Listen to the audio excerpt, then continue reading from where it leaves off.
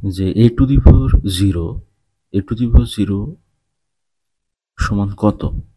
তা আমরা জানি যে এক্সপোনেন্ট বা সূচকের নিয়ম অনুযায়ী a টু দি পাওয়ার 0 হলো 1, a টু দি পাওয়ার 0 এর মান হলো 1।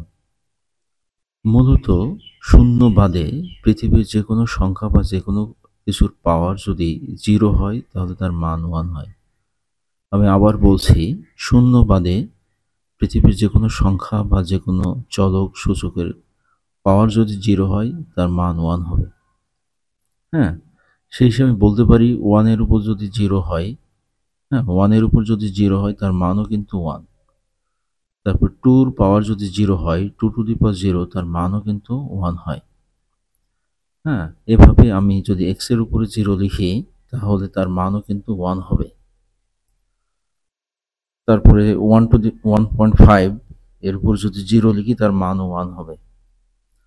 মূলত 0 বাদে, হ্যাঁ, 0 বাদে যে কোনো কিছুর পাওয়ার যদি 0 হয় তার মান 1 হবে। আমি লিখে দিলাম এখানে 0 two the power 0 is not equal to 1। 0 এর পাওয়ার যদি 0 হয় তাহলে তার মান কখনোই 1 হবে না। এই 0 বাদে যে কোনো কিছুর পাওয়ার যদি 0 হয় তাহলে সেটার মান 1 হবে। আমি নিচে লিখলাম যে a টু দি পাওয়ার 0 সমান হচ্ছে 1। তাহলে এটা কোন শর্তে বা কোন কন্ডিশনে a টু দি পাওয়ার 0 সমান 1 হবে? a টু দি পাওয়ার 0 সমান 1, এটা a ইজ গ্রেটার দ্যান 0 চেয়ে বড় হতে পারে, আবার a সমান 0 হতে পারে, এর মান 0 সমান হতে পারে, আবার a is not equal to 1, এর মান 1 এর সমান হতে পারে না, আবার a is not equal to 0, এর মান 0 সমান হতে পারে না।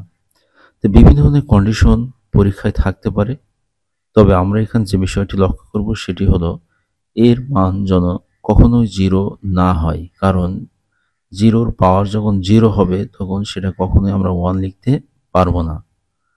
তাহলে আমরা এখানে বুঝতে পারছি যে এর পাওয়ার যদি, এর মান যদি 0 হয়, হ্যাঁ, তাহলে কিন্তু হবে না, কখনোই 1 হবে না। তাহলে a সমান 0 হতে পারবে না, a সমান কি 0 হতে পারবে না।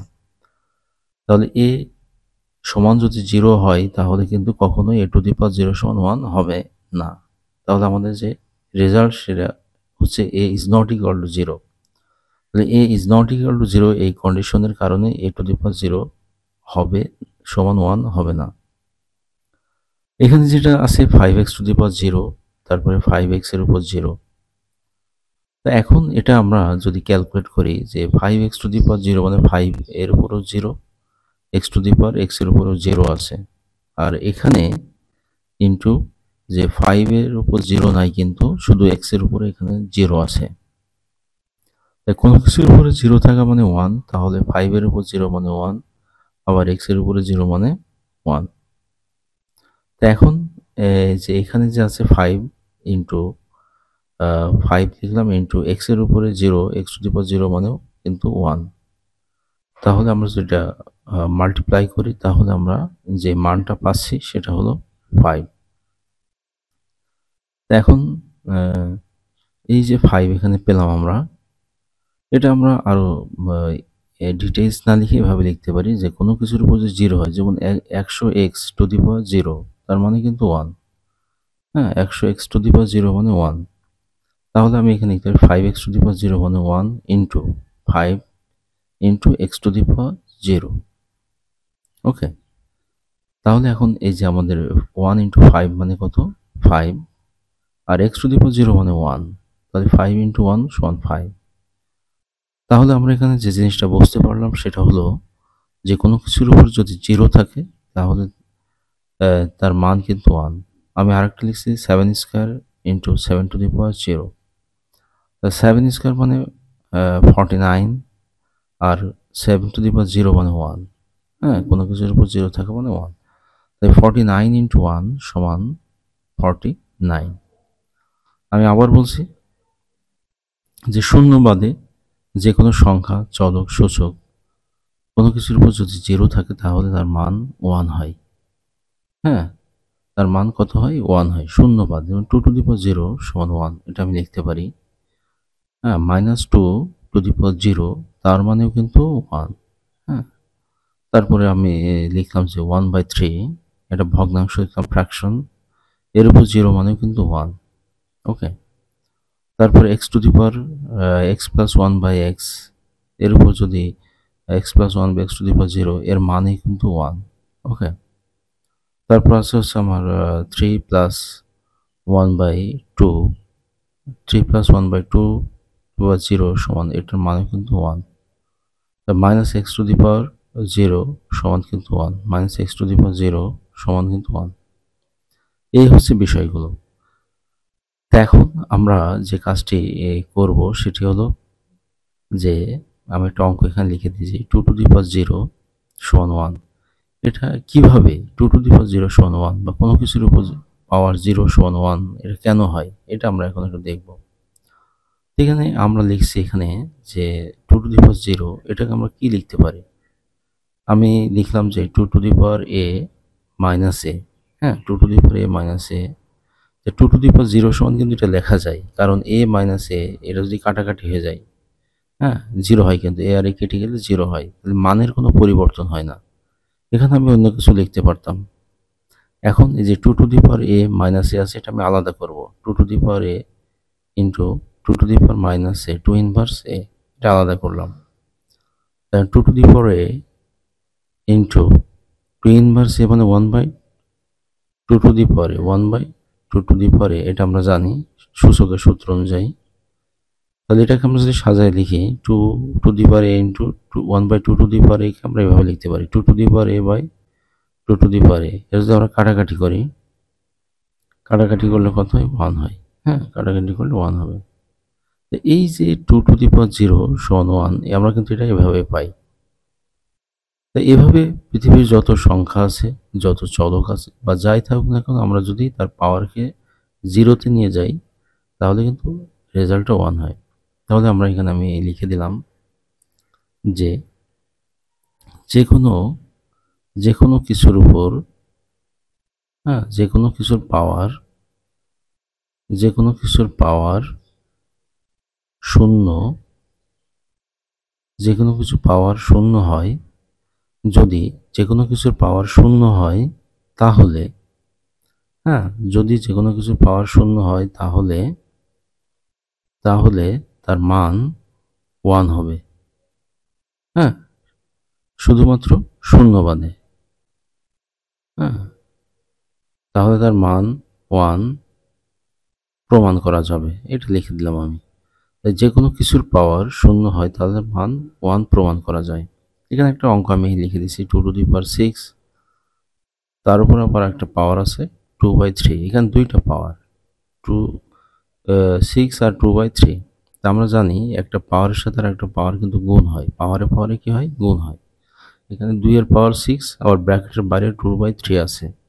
তাহলে একটা পাওয়ারের সাথে আর একটা পাওয়ার আমরা জানি গুণ করতে হয়, গুণ করা যায়। হ্যাঁ, যোগ বিয়োগ গুণ ভাগ না, আমরা একটা পাওয়ারের সাথে আর একটা পাওয়ার গুণ করি। এখন এই যে এখানে যে পাওয়ারটা আছে আমার 2 টু দি পাওয়ার 6, বাইরে 2/3 আছে, এটা যদি আমি গুণ করি এখন 6 ইন্টু 2/3, 6 ইন্টু 2/3, তাহলে আমার গুণ করলে আমার যে রেজাল্ট আসে যে 2 টু দি পাওয়ার 4 হবে, কারণ 3 দিয়ে যদি আমি 6কে ভাগ করি তাহলে 2, আর এই 2 আর 2 গুণ করলে 4। and 2 টু দি পাওয়ার 4 মানে 2 হচ্ছে 4 বার, গুণ যদি আমরা করি 16 হয়। হ্যাঁ, 4 বার গুণ করলে কত পাবো? 16। 2 টু দি পাওয়ার 4 হলো 16। ওকে, এবার আমি আরেকটা অঙ্ক এখানে লিখে দিলাম যে √3 এর উপরে হচ্ছে 6। তাহলে যে কাজটি আমার এখন করতে হবে যে √3, রুটের মানে হচ্ছে হাফ, রুটের একটা মান আছে, সেই মানটা হলো 1/2। হ্যাঁ, তাহলে 3 এর উপরে আমি 1/2 লিখলাম, রুট উঠাই দিয়ে 3 এর উপর 1/2, আর বাইরে হচ্ছে 6। তাহলে 3 এর উপরে যে পাওয়ার, এই পাওয়ারে আমার গুণ করতে হবে। যে দুইটা পাওয়ার আছে, পাওয়ারে এখন গুণ হয়ে যাবে। তাহলে আমি লিখতে পারি 3 1/2 ইন্টু 6। হ্যাঁ, এই পাওয়ারে গুণ করতে হয়, 3 এখন এই 2 দিয়ে আমি যদি কেটে দিই 3 কে যদি ভাগ করি তাহলে 3/3 এটাকে আমরা 27 লিখি। 3টা 3 গুণ করলে 27 হয়। হ্যাঁ, 3/3 মানে 3টা 3 গুণ 27। তো এভাবে আমরা এই অঙ্কগুলো করতে পারি। আমি বোঝার সুবিধার্থে আরেকটা অঙ্ক লিখে দিচ্ছি। হ্যাঁ, এই যে √3 2 এর যে অঙ্কটা আমরা করব, √3 2 উপর আছে স্কোয়ার। ওকে, আমরা একটু দেখি যে এই যে √3 শুধু √3 এর মান 1/2 বা হাফ এবং √3 এর মানটা হবে 1/3। হ্যাঁ, √3 এর মান। তো আমি লিখি যে 2 এই যে √3 আছে এর মানটা 1/3। মূলত রুটের ভিতরে যা থাকবে 1 তত হবে। হ্যাঁ, যদি এখানে 5 থাকতো, 3 না থেকে যদি 5 থাকতো, যে 3 এই জন্য 1/3, যদি এখানে 5 থাকতো তাহলে কিন্তু 1/5 লেখা লাগতো। যদি 7 থাকতো রুটের ভিতরে তাহলে এর মান হতো 1/7।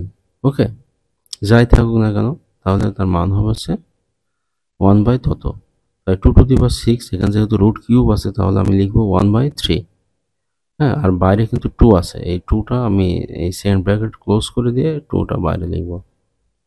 তাহলে এখন 2 আর এখানে আছে 3, তাহলে আমি এটা লিখতে পারি 6 × 1/3, যেহেতু পাওয়ারের সাথে আর একটা পাওয়ার গুণ হয়। হ্যাঁ, আর বাইরে আছে আমার হচ্ছে 2 × 1/3। তাহলে এখন আমি এটা লিখলাম যে 2 স্কোয়ার, কারণ 3 দিয়ে 6 ভাগ করে দিলাম আর উপরে বাইরে স্কোয়ার আছে। তারপর আছে কি 2 × 4, 2 × 2 সমান 2 × 4। ওকে, 2 × কত 4 সমান 16, সমান কত 16। ওকে, এটা হচ্ছে বিষয়। তাহলে হচ্ছে 16, 2 × 4 সমান হচ্ছে 16।